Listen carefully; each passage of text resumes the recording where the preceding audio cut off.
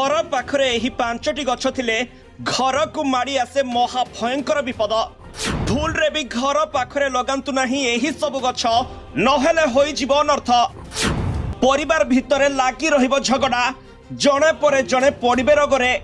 जानंतु एही गछर ना जाहाकु लगाइबा समस्तंक पई मना। घरे लगाइछंती किंबा घर पाखरे अछि कि एही पांचटी गछ, तेबे सबु बेले विपद छाई भली पाखे पाखे रहिबो। सही भली गछ पई घर लोके सबु बेले संकट रे पड़िबे, किंतु ताहा गछ पई बोली जानि परिबे नाही। वास्तुशास्त्र रे गछ एवं उद्भिदर विशेष गुरुत्व विषय उल्लेख करा जायछि। केतक उद्भिद घरे सुख शांति आनिथिबा बेले आउ किछि उद्भिद घरे दारिद्र्य आनिथांते। तेणु एहिपरि खराब उद्भिद बा गछ लगाइबा उचित नुहे। एहा कारणरू अनेक समय परिवार लोकंक मध्यरे झगड़ा सृष्टि होइथाय। पुणी अनेक समय परिवार सदस्यों को रोग माड़ी बसे। एबे जानि नियंतु सही खराब गछ गुड़िक कौन कौन जहा घर पाखरे रहिबा उचित नुहे। विश्वास करा जाय जे घरे मेहंदी गछ लगाइबा उचित नुहे, कारण एथिरे दुष्ट शक्ति वास करिथांती। घरे एही उद्भिद लगाइबा नकारात्मक शक्ति विस्तार करिबारे सहायता करे। एहा घरर सुख एवं शांति को विनाश करे। तबे अनेक थर लोक माने जानि सुनी एही उद्भिद को लगाई थांती, जहा कि परवर्ती समय रे क्षति करिथाय। तबे सेमिति आउ एक गछ हेउची कइया गछ।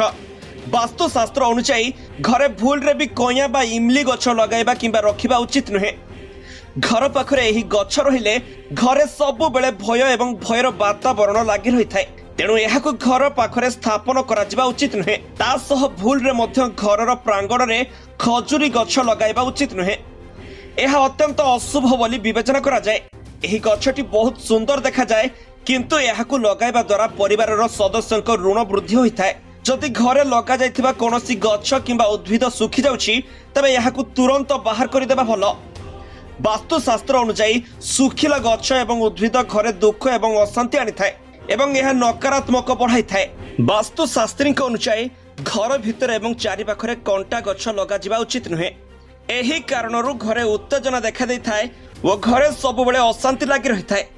अरख फूल हेउछि महादेवंकर अति प्रिय, किंतु शास्त्र अनुसायी घरे अरख गछ लगाइबा आदौ उचित नुहे।